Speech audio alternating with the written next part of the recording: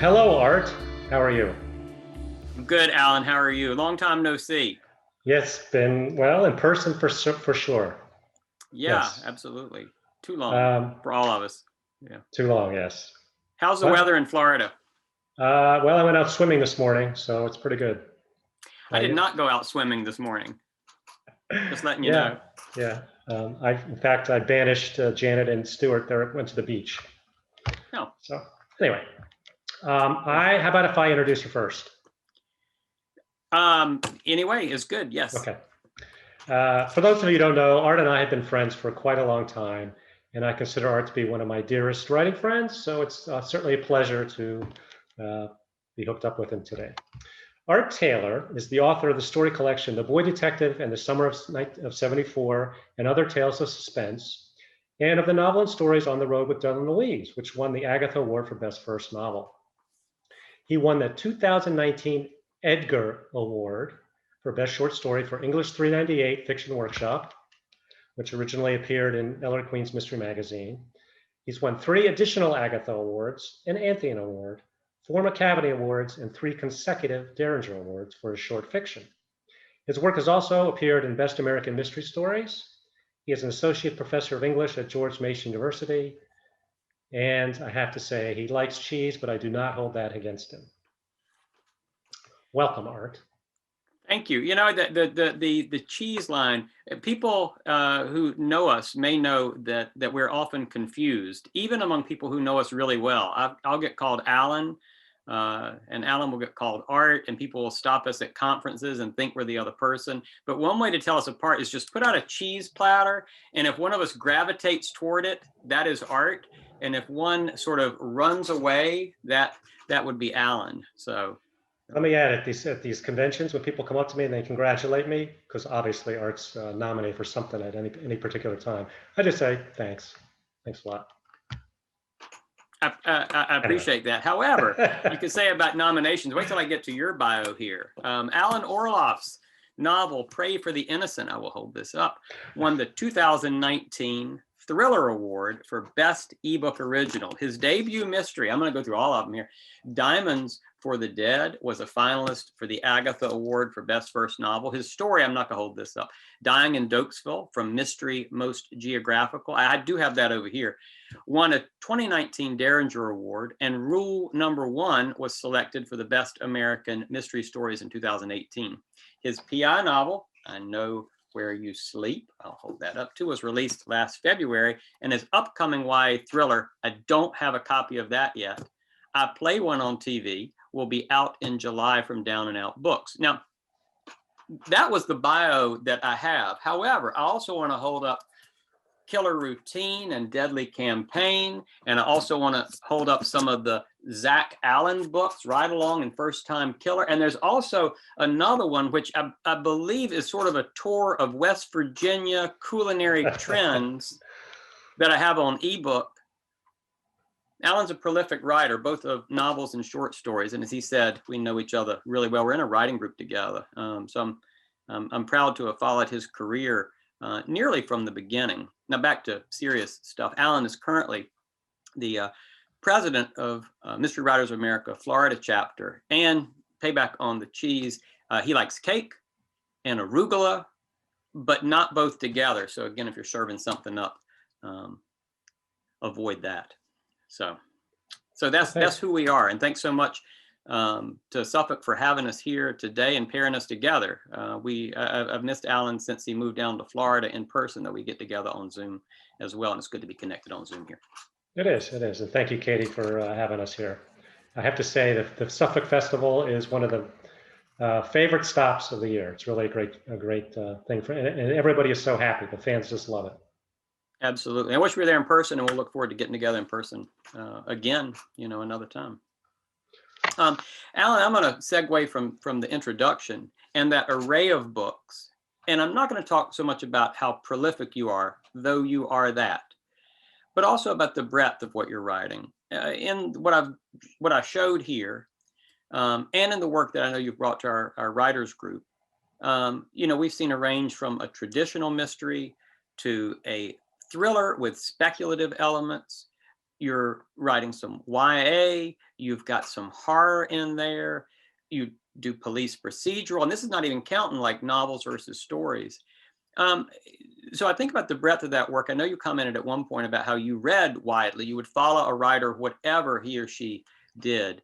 How do you think about yourself in terms of, well, I'll put it this way, the Alan Orloff brand, if I can use that phrase?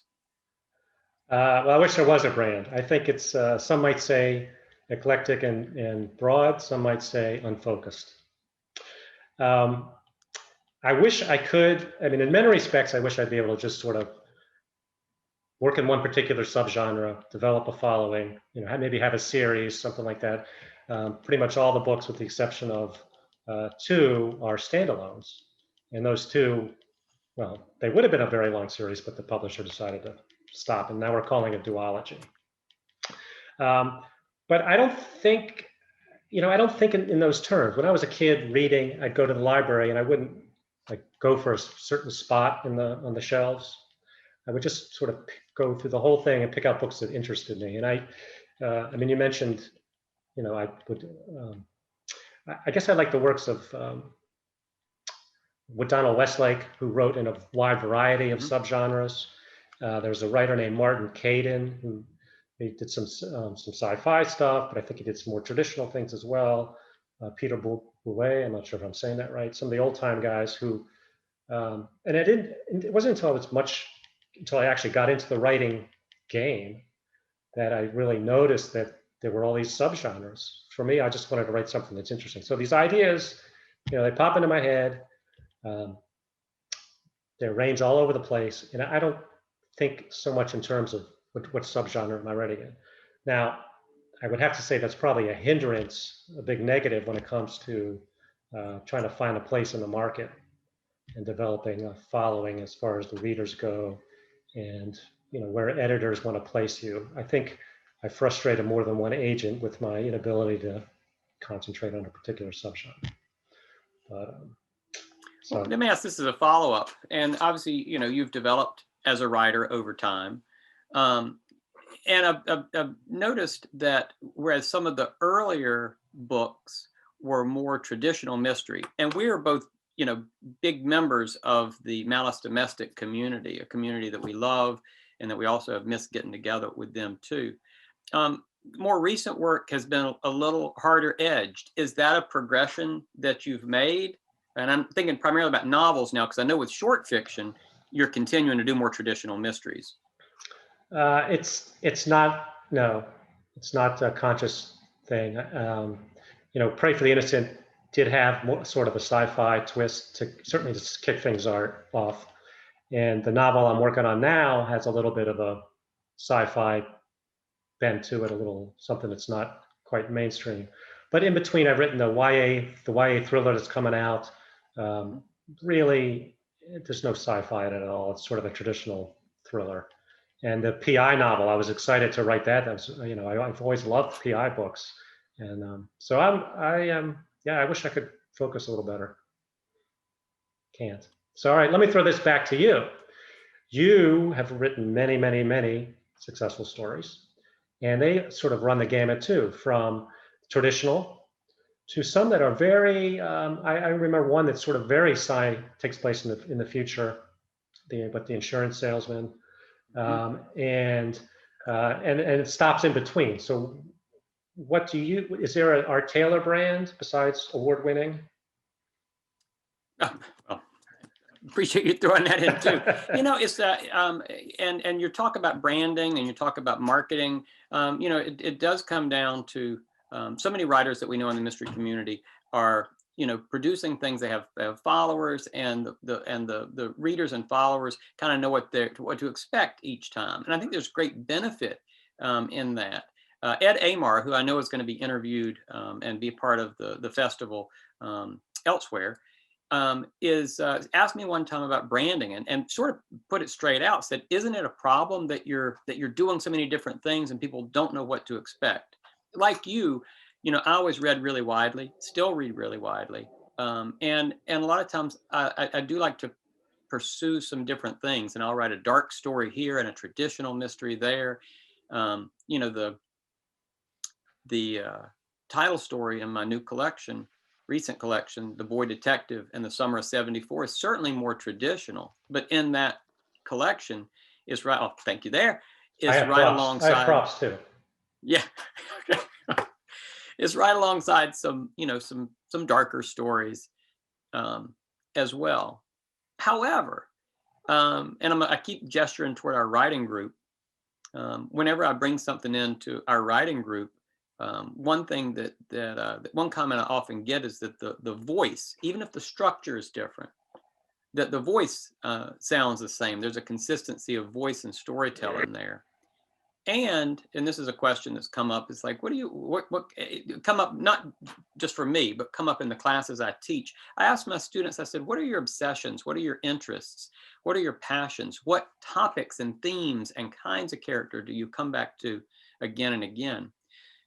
I bring that up because even if there's diversity in terms of those subgenres or tone or structure, a lot of my stories seem to come back to this idea of relationships, and relationships not just romantic, but could be family relationships or friendships, which are all operating by some kind of rules and expectations and the way you treat other people. And the theme I keep coming back to is what happens when you betray that, not strictly in terms of betrayal like romantic relationship, cheating on somebody, but the idea of not living up to the expectations, breaking some bond there, and what are the consequences of that? So, long answer to the question. I'm sorry I ramble a little bit, but the stories I tell seem to be held together by that. That's not a brand, but maybe it is the Art Taylor story. Yeah. Okay. All right. So I'm going to piggyback on something you said. You mentioned structure, and I know that in some of your most acclaimed stories, you've used some non-traditional structures masterfully, and I think that's one of the reasons that English 398 won the Edgar Award, because you were able to come up with kind of a unique structure and then write the perfect story that fit that exact structure.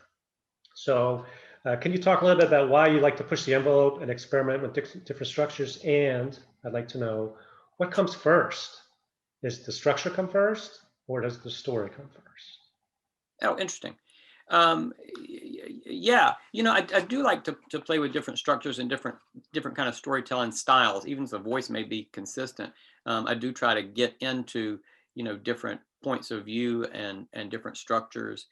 English 398 was a kind of a playful story in terms of it built on the kind of fiction workshops I'm talking about teaching at George Mason University, where I teach, and the idea of what happens if you were to tell a story where there was constantly a reminder of how you should tell stories. Make sure you're starting with drama, make sure you include sensory detail. And so in that case, the structure kind of came first. And it's ultimately a story about sort of a relationship between a professor and a student, and a power struggle between the two of them, and that's the way it goes. So structure is fun, and I do like to play with that. The story I'm working on right now, one that my writing group keep coming back to this, that y'all read, and it's still a work in progress.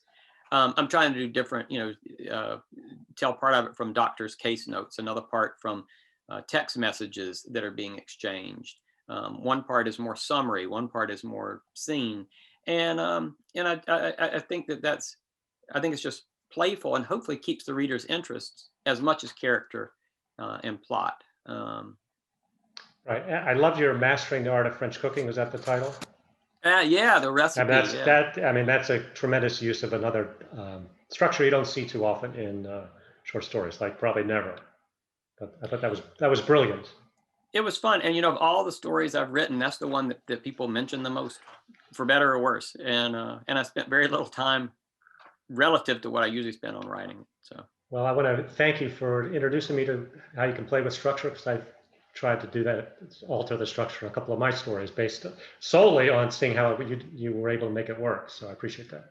Well, I was going to ask that because, obviously my work is primarily short stories. I am working on a novel. You seem to be able to navigate both the novel writing and the short story writing really well. And if we talk about the progression of your work a little bit and about the different kinds of subgenres you're in, short stories give the possibility to play a little bit without committing to a full project. Now, how do you distinguish your short stories, either from the writing side or from the actual product, from your novels? Which do you enjoy writing more? How do you approach it?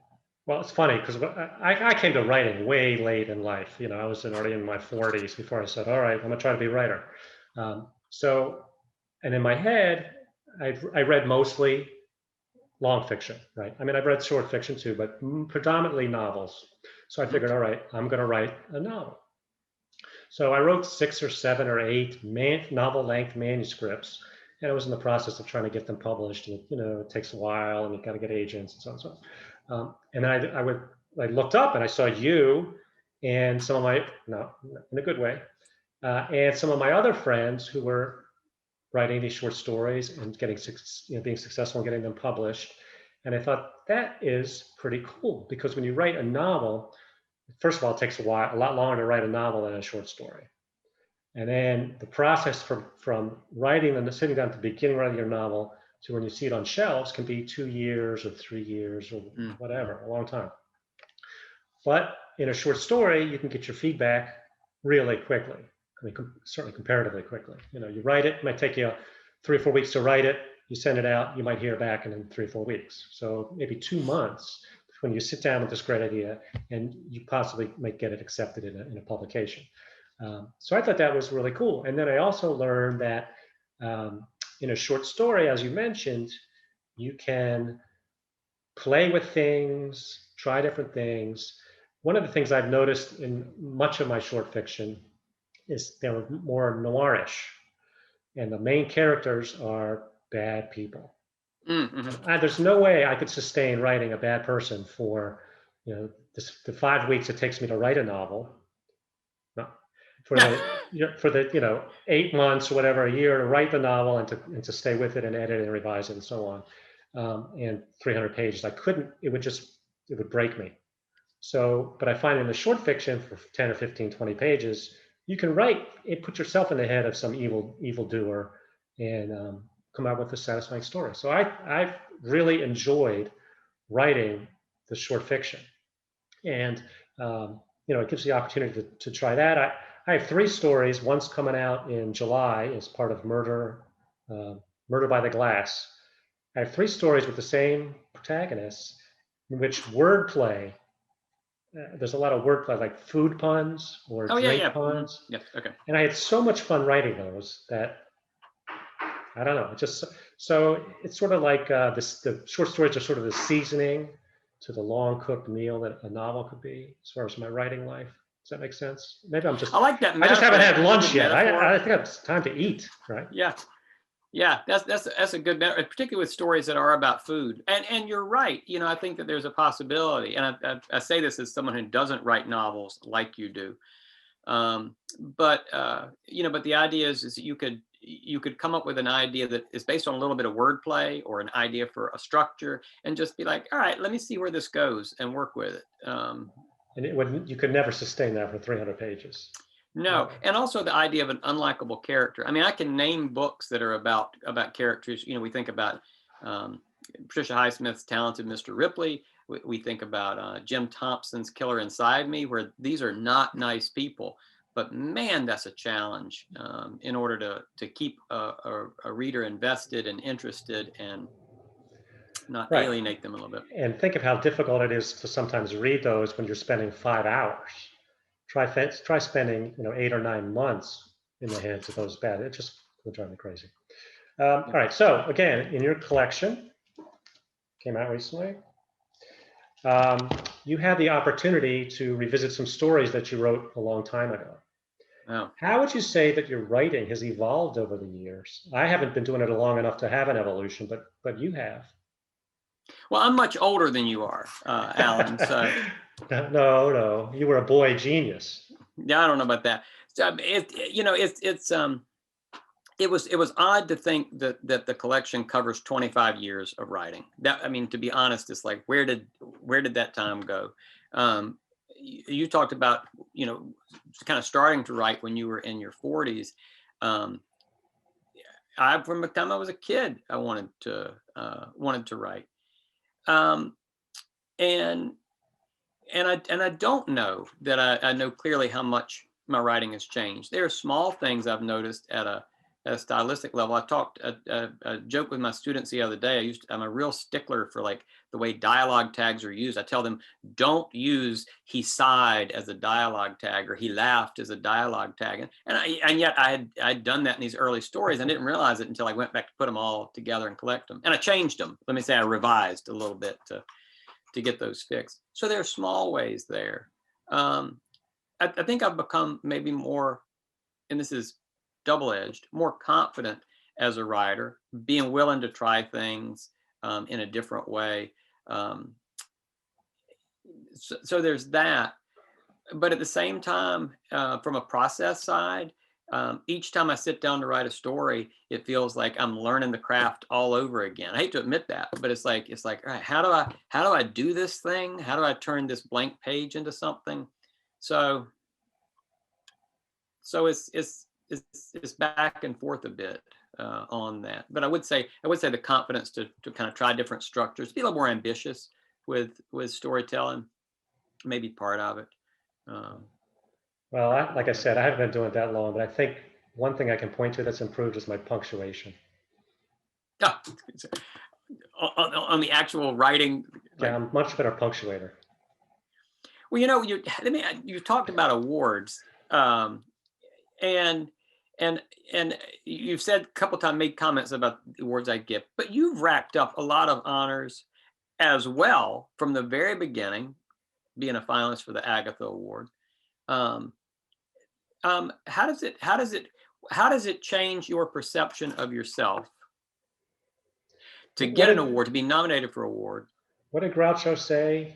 Why would you want to be a member of a club that would have you for a member? Something like that. Something like that. Something like that. Anyway, getting nominated was great. It was a huge surprise.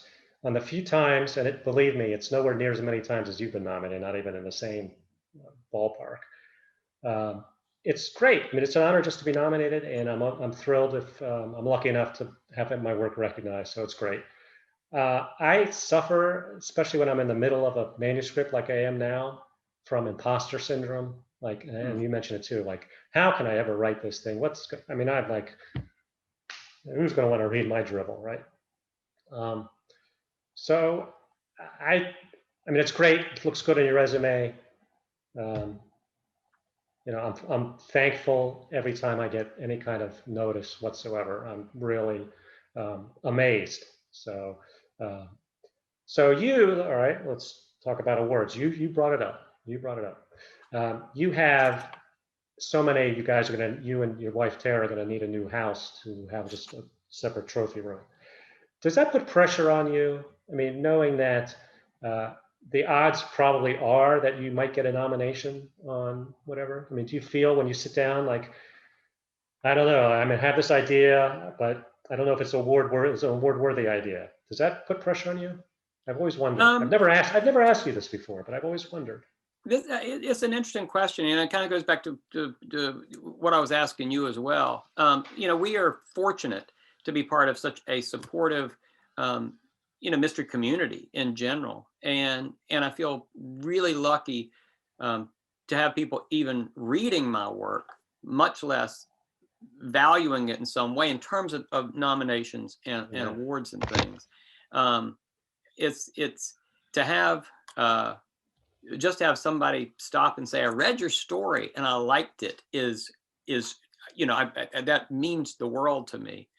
And the next step obviously means a lot too. It gives a real burst of confidence to me to have something like that happen.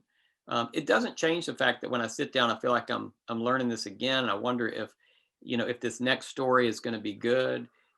There are stories that I write that I feel I feel, prouder of, if that makes sense, or I've put more work into, but it's hard for me to predict a lot of times what a reader is going to respond to.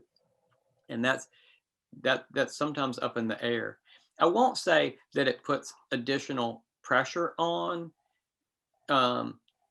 because I don't feel like I'm always writing with an idea like, well, this has got to be an award-winning story. A lot of times I'm just trying to get the words down on the page, to be honest. But it's not motivated in that way. I don't know if I'm answering the question very well, and I'm sorry that I'm struggling here. You are. I mean, it's weird. I don't think I'm very good at knowing how, like, the quality of my own work, right? I'll finish something and I'm not always sure if it's any good. So I try to take the thing, well, I liked it. I don't know whether other people like it. I'll just put it out there and see what happens. And I'm always surprised, like a story I think may have, I don't know about you, but I judge a story of my own, how close I came to the vision I had before I started actually writing. So I'll have a vision in my head about where I want the story to be, want to go. Yeah. And if I can hit my vision 100%, perfect. I'm done. Most of the time I fall short because in my head, the story seems much better than when I actually get on paper. I don't know whether most writers are like that. I have no idea. But I still am continually amazed by not only how subjective the whole business is, but about how the response to some of my stories, because I'll write a story I think is just great, and I'll get rejection, rejection, rejection, rejection. I'm like, well, I guess it wasn't so good, right? Other times I may write a story that I just sort of whip off, like, that's pretty good. I don't have any more time. Send it in, and maybe it gets a Derringer nomination or something. And it's like, what? So I'm like the wrong person to ask. No, I think it's totally true. And I've had, you mentioned mastering the art of French cooking.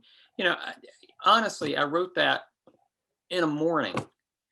And I've told this story before. It was my wife and I were at a Chicago concert. The band, whatever version of the band was there. For those out there, this is another point of difference between Art and me. You can do the cheese or you can do Chicago. I'm a big fan. Art, I'll let you tell the rest of your story.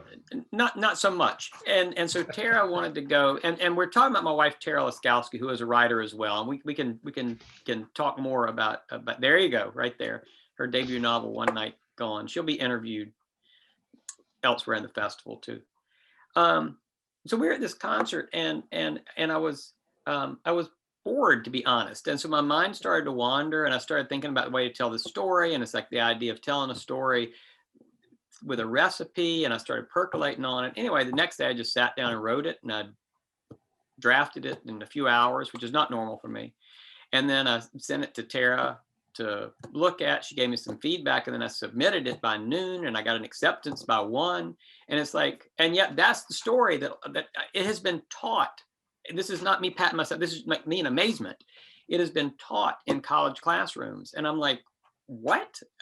And yet stories that I've labored over for a long, long, long time just kind of escape notice completely. So you're not alone with that, Alan. I think that and this is, I keep coming back to our writing. Maybe we should just talk about our writing. Let's talk about the writing group. I just want to say that for those writers out there, it's pretty typical to sit down in the morning, type out a story, send it in, and an hour later get an acceptance to one of the major magazines. It's pretty typical. Well, it is for our it is for our table. No, that was one time ever. That rarely happens. I still get lots of rejections, I will say. Let's talk about our writing group. But I was going to say, you talk about the way that we talk about the support of the mystery community, the support of mystery writers, and in a microcosm, we come together with our writing group, every month for how many years now, Alan? Oh, 10 plus. 10 plus years. Donna Andrews, Ellen Crosby, John Gilstrap, Alan, and me, we get together. And it's not every time that everybody brings something to read, but we'll come and share our work and kind of get that beta read, as we talk about, that first reader, to get some feedback. And it's been remarkably helpful. And I mentioned the story a little while ago that I had brought into our last meeting, and people were perplexed. And I don't think I'm wrong about this, but felt very apologetic about being perplexed. It was almost like, I hate to say it, but I don't Well, the reason for that is because 99.9% of the time, we are just amazed at your work. Especially the way you read. We read our work aloud in our group, and Art is probably the best reader I can think of for reading his own work. Now, Art, whenever I read your story, I hear your voice in my head reading it with the southern cadence, a certain cadence and everything. It's just terrific. You could just write garbage and I would read it. Not that you're right. Apparently the last story was, but it was like great feedback because we realized that what doesn't hit, and this is something for writers to think, if something's not working, you can always revise it.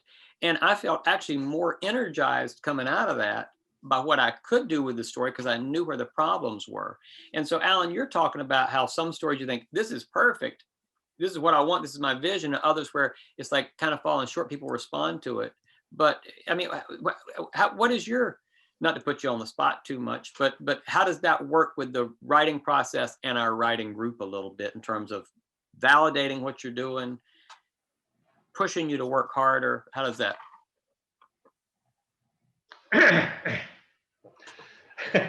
No. Okay, we'll move on to another question. The writing group is great, and everybody writes in different styles. So when I'm working on a novel, for instance, the beginning of a novel is crucial, and I feel comfortable bringing the first few chapters of my novel in to get critiqued because you don't need to know the backstory. You can start from page 1, and if I don't grab everybody's interest, I know I have lots of things to work on. But after I've brought in the first 3 or 4 chapters, what I need personally is more of a arc, like the character arc and the plot arc, and it's just not feasible to do that in the way our group structure.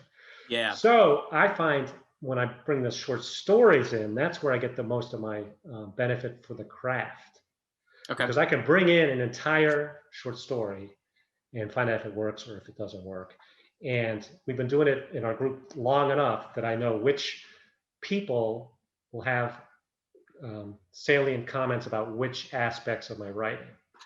So I know you're good all around, right? You're just saying that because I'm sitting here watching you. Well, that's part of it. Some people are better with the dialogue. Some people are better with the setting. Some people are better with plot points or details or whatever. So it's kind of an interesting dynamic to see how our group operates. So I think it's great. And what Art didn't mention is we spend probably a third or to a half of the time talking about the business aspects of writing. Yeah. And with these writers, man, the experience they've had, we counted up. Between the group, we've probably published 60, 70 novels, probably 150 stories. I don't know, maybe not that many, 100 stories. Probably millions of readers have eyeballs, have seen our collective work. So it's really a fount. What is it? Fount? I'm not a writer, so I don't know. I'm not good with words. A plethora of knowledgeable people. Yes, exactly. I don't know. All right, Alan and I, despite how this may be going to anybody who's watching this, we did prepare slightly, and we had a list of craft questions. And your comment about like character and plot and setting and situation, it makes me. Let's go through some craft questions real quick about our different approaches to things. So I'm going to people out there take notes. Not us. Take notes if you want to learn something. Okay. Do you this is a common question, I know, but do you generally start with character or situation / plot when you set up? And I think about like a high concept piece like Pray for the Innocent. I was going to hold it up again, but it's underneath a couple of other books. There's so many. You know where I got the Pray for the Innocent. I do, but I'm just saying generally plot or character or what's motivating, and does it change from novel to novel to short story? All right, so I was thinking about this. You said we worked on the questions the last couple of days, and I thought, well, that's an interesting question because I can point to certain novels this one I did the plot, the premise came first, and this one it was more of a character thing, and I kind of fit, and I think I came up with the answer. I think for those books that are more plot driven, the plot came first, and the books that are quieter and more character driven, the character came first. Now it sounds like so what's the word, pedantic, common sense that it would work that way. But in my head, it never does, and I'm not sure that's accurate. But for instance, I Know Where You Sleep. I knew I wanted to write a PI book, and I had the idea of having a brother and a off-the-wall sister work at the same firm. I knew I had that. So that's really come up with the characters before, and then I came up with a plot that they would solve, you know. And the YA thriller also came to me where the premise came to me more than the characters, and that's a thriller. So I think for the thrillers, it's more plot came first, and for the other one's character came first. So like for Diamonds for the Dead, it was more like a character. You know, his father died. He came home. Had some angst, and you know, going back home to see what he had left, kind of thing. But that really doesn't speak to what the plot is, right? It's sort of the character's state of mind. So yeah. So thanks for bringing that up. It gives me one more thing I need to think about when I write future things. So thanks a lot. My life more complicated. Yeah. I was going to ask: is it more complicated or is it easier? I mean, I always wonder if awareness of how you writing process, writing approach makes it easier to do it, or if it complicates because you're like then overthinking it too much. Hey, you're the professor. I honestly have never taken a course in creative writing in my life. I don't know. I know it sounds weird. I am like one of those monkeys banging on the keyboard. I really have no strategy. What about you though? What comes first when you write a story or a longer piece? Is it the character, the premise? I mean, different things, you know, it start in different ways. I mean, you know, and this is a different question, but the idea of like where stories come from, a lot of times I'll hear, you know, you might have a dream that then sparks an idea, or you might overhear a bit of conversation and that could spark an idea. Or I often, you know, talk about like college stuff. You know, I read obviously and teach pretty widely in you know, more historical mystery stuff. So I'll have ideas that come from situations and stories I've read.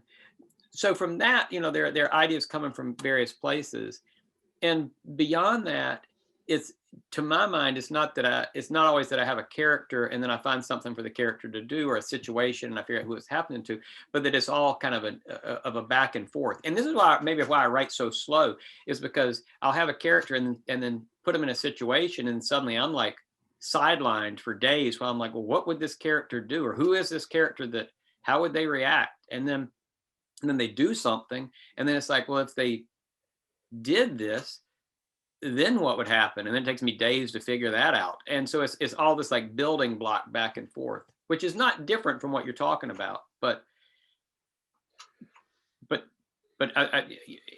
it is so interrelated that it's hard for me to separate it out. Right, exactly. So the question is sort of not a real question. I mean, you can't really separate, only on probably rare occasion, the plot from the character, because the character drives a plot and the plot acts on the character.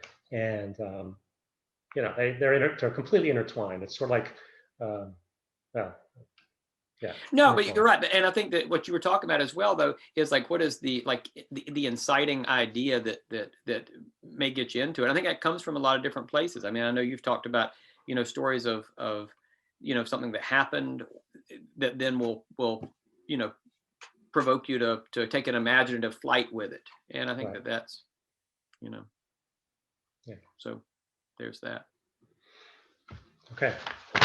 Next. We have another question. What's next? All right, I'm gonna ask you this one. All right, I'm ready. Okay. Ready? You are really excellent at creating suspense by leading your readers right up to the point of violence without actually showing any explicit violence itself. And you paint such a vivid picture that the readers really, you've given them no choice but to imagine the worst. And I'm thinking of that story, I don't know the title, where the guy shows up at the doorstep. Parallel Play. Parallel Play. I thought that was just terrific, the way you didn't show anything explicitly, but I was on the edge of my seat with like, oh my God, what is going to happen? So is that something you do intentionally? Are there some tips or techniques you can provide? I mean, what are you always looking to do that? How does that all work? I appreciate your, mentioning that story. We talked about my wife, Tara Laskowski, a little bit, and this is a story about a mother and child who are in danger ultimately. And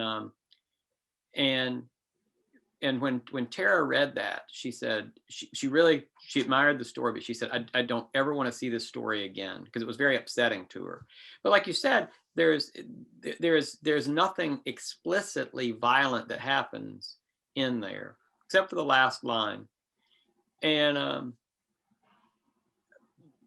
my belief is, and this is something I tell my students as well, with a short story in particular, often less is more. And the imagination can conjure up a lot worse than whatever you're going to put on the page. So a suggestion, this is the way short stories work generally, I think. You want efficiency, economy, and to do as much with as little. So if you make a gesture, you want your reader then to continue that gesture and fill in stuff that you haven't really, that you don't have to put on the page. And so, oh my gosh, no.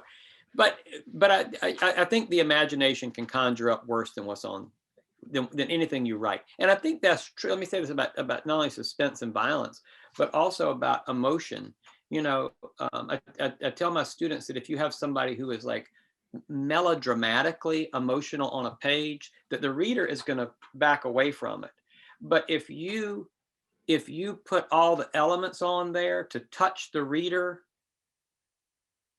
they will bring the emotion to the page. And I think that's true whether you're talking about violence or emotion or whatever, and I do that strategically. Yes. I try to think like, how am I going to provoke the reader to fill in more, to bring themselves into this, to project onto it. So I appreciate it. Now, this is not to say that I mean, I will never forget that one part in that story, parallel play.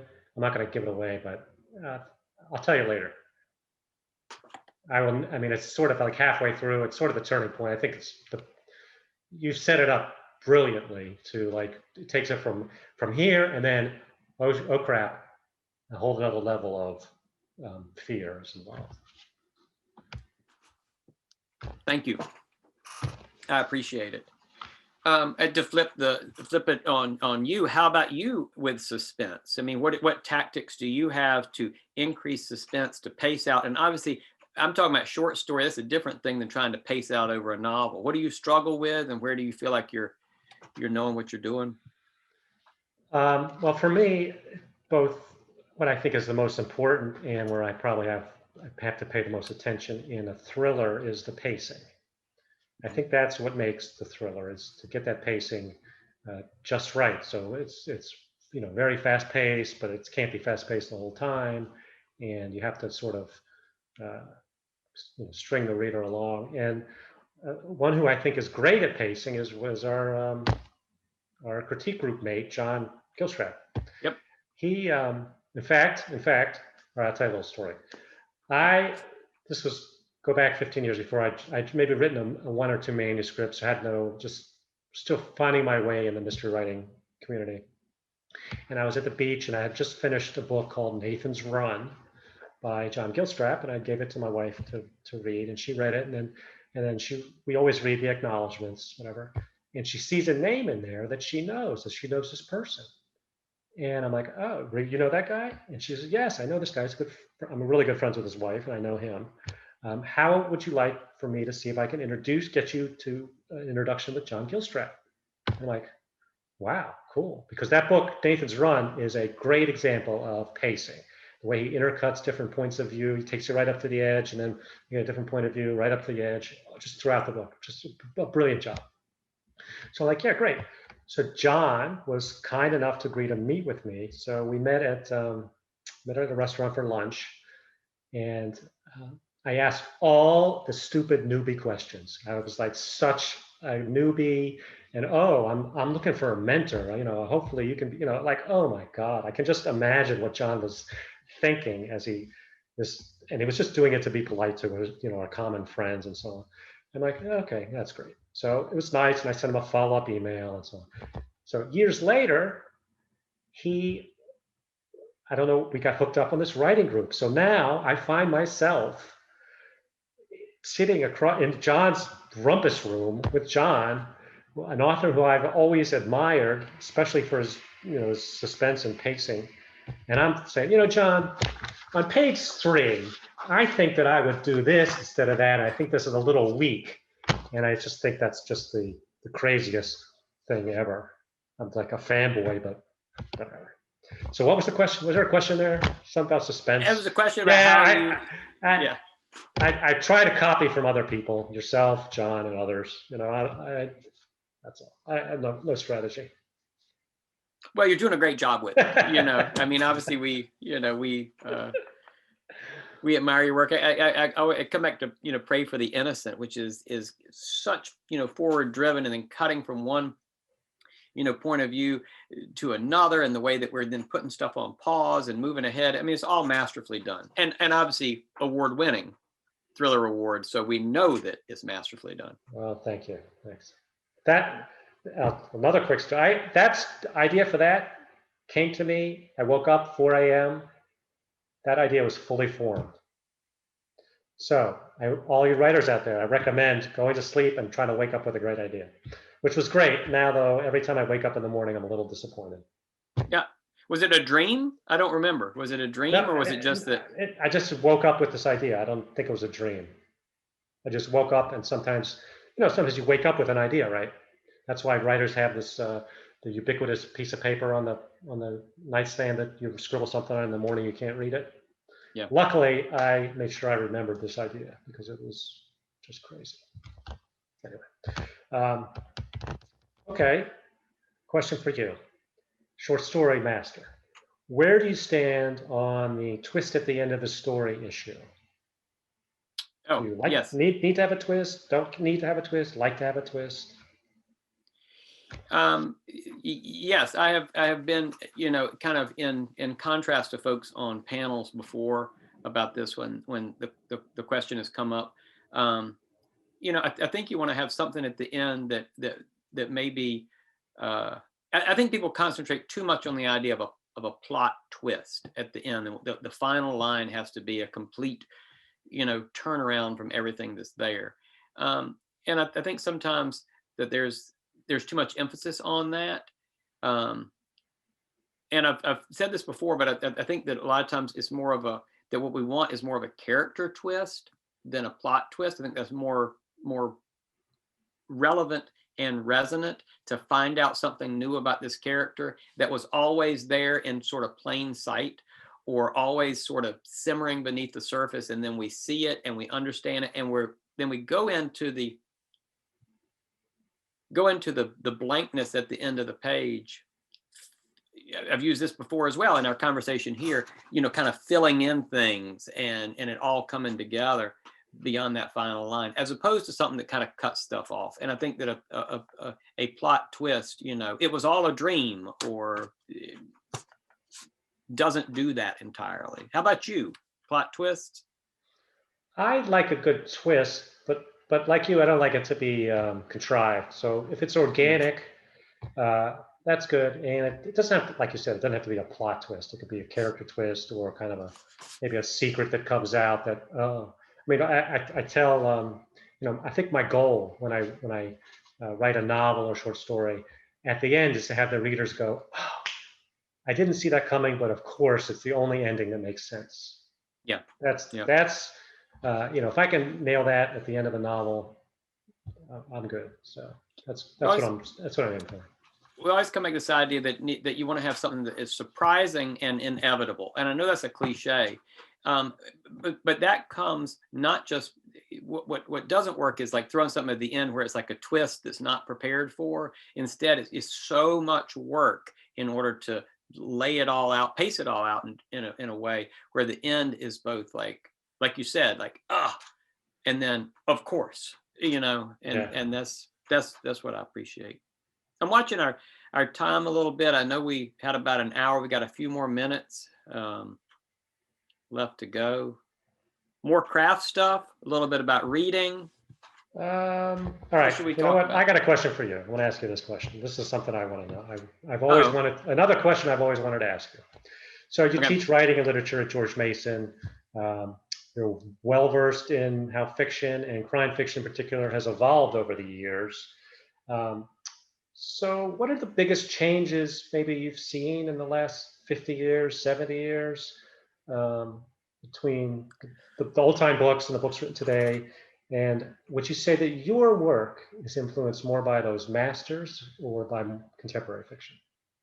You know, yeah, I worry sometimes that I don't read enough that is contemporary, because so much of what I'm reading is for teaching. You know, I teach classes at Mason, George Mason University, as I said, and a lot of that is literature class. I teach a Sherlock class, I teach a women of mystery class, I teach one that looks at the evolution of the mystery genre and the short story. So a lot of my work is reading far back in the past. So I always try to include something contemporary in there. I'm going to change it from the classroom. This past year, as a New Year's resolution for 2020, I read all of the Edgar winning short stories, you know, from the beginning right up to the present. And I had some expectations in there in terms of, like, I expected the first ones would be more traditional mysteries, detective driven, clue driven. And as we worked up, we would get more noir and psychological. As we worked up, we would get, and that was absolutely not the case. You know, there were some in the very beginning which were more detective driven, but we also had these absurdist, surrealistic, fantastic, speculative fiction sort of things from the start, and psychological stuff. And so one of the things I learned is that it is not a linear progression entirely. We might want to go back and make it that. We start out with Sherlock Holmes, and we work to mid-century domestic suspense, and we work toward, if Gone Girl, for example, is part of a trend of unreliable first-person narration and focus on domestic suspense, it's not new, because we've got that in the 1940s and 1950s and 1960s. And Sarah Weinman did a great collection of those writers, women writers mid-century, who were doing many of the same things that we're then going to see in Megan Abbott, or then going to see in Gone Girl. And so I don't think it breaks down entirely. There are differences in style maybe, but those are different. In terms of the question about my writing, just because I'm reading a lot of that stuff, you know, I find myself influenced, maybe influenced more by knowledge of some of that. Tara always says I'm more of that my writing has a very classical style, even with some of the experimentation. No, I think that's true, especially like your favorite short story guy is Stanley Allen, and he's an old. I love Stanley Allen. Yeah. And so that influences me as well. Okay. Now, but you know, and I've said this as well, you're always seem on top of contemporary writers in a way that I'm not. And I know you read very widely. And I know that we have talked, I'll put it this way, we've talked sometimes about like Raymond Chandler, and you're like, Well, yeah, I mean, you mentioned that. I started reading, my private eye fiction began with Spencer. So I read Spencer, and I really loved Spencer. And I learned that there's these other guys that used to write it beforehand. So I read Chandler and Hammett, and I'm like, yeah, pretty good, but man, they're ripping off Robert P. Parker. So yeah, I'm woefully unread, poorly read for people before 1970 or whatever. And the pacing's different. It's just a different animal. That is true. And my head just doesn't, I mean, sometimes, I shouldn't say, I do like to go back and read those. But I don't think, I think I'm, like you said, I'm more tilted towards the newer. And if I'm calling Parker, who wrote in the 70s and 80s, newer. So where does that tell you about me? But yeah, but you read a lot of, I mean, you seem to strike me as reading more of the work that comes out, you know, in any given year than I do. I mean, what do you find that influences you? Are you watching the idea of like trends or paying no attention to that? Or Well, I try not to pay attention to the trends because by the time you think of your idea, write it down, get it out there, that trend may be long gone. I am cognizant of it, but I don't, and I'm so all over the place with what I write anyway. And I don't really write to a trend. I write to like what interests me. So yeah, but I try to keep up with, and a lot of it has to do with my friends, the friends I've made in the mystery community. They're writing current books, so I like to try to see what they've been reading. And I tell you what, I learn what influences me. I learn from every single thing I read, whether it's a column in the newspaper or that's where I get my good punctuation from. But from the books and stuff, because I never was really traditionally educated on how to write creatively, so it's all kind of new to me still. After, I mean, our first book came out 10 years ago, but it's still 11 years ago. It's still kind of new to me. Well, and I think that's true. I mean, I think that whatever, even if I'm reading something that's older, I feel like I'm learning something. I learn new approaches. I try to learn something from whatever I'm reading. And you want to, I think it forces, I always want to write at a higher level than what I'm doing. And when I read something that's really great, instead of feeling like, ugh, I'll never write that good, it's like, all right, how can I make my storytelling better? And there's something to learn from so many folks. And I emphasize again, as we talked about, the mystery community as well. I'm glad you mentioned that. We got so many friends who are at this festival right now. So many people that I respect and whose work I follow, and it's a wealth. It really is a wealth. Yep. And everybody's so generous, right? Yes. With their time and with their, with their advice, whatever you need, pick up the phone, write out an email, somebody will help you, there to help you. So it's great. Yep, absolutely. And come back to us. I so much appreciate all the support from you. And likewise, sir. Likewise. One last question. And this is the traditional question for the end of a panel. What is coming up for Alan Orloff? What's coming up? Well, we have this question on a piece of paper, and I was going to write it down so I wouldn't forget anything. So let me show you if I can remember. I got my novel, my YA thriller. I play one on TV. It's about a young thespian. So a teenage actor portrays a killer in one of these cable crime reenactment shows as a teenager, and then the killer gets out of prison and hunts this guy down. So again, it wasn't my idea. It was my agent at the time's premise. So anyway, so that's coming out in July. I've got 3, 4, 5 short stories coming out. I've got a story called Gator Palooza. It's going to be in the May-June Alfred Hitchcock about gators. It's a great story. I'm so excited that my gator story is going to see the light of day. It's a wonderful story. I have a 25 stanza limerick coming out in the Malice Domestic Anthology, Mystery Most Diabolical. You read that at Nora at the Bar. I did. It's terrific. And I may read it again at the Sleuth Fest Nora at the Bar. I haven't decided yet. Hot dog. Yep. I've got a story coming out in Murder by the Glass in July, which is they're all themed about cocktails and wine. I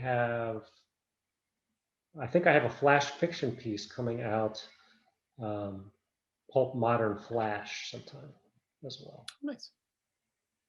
And I'm not sure, did I forget something? I may have forgotten a story. Oh, well. And you, sir, what is our Taylor got coming out?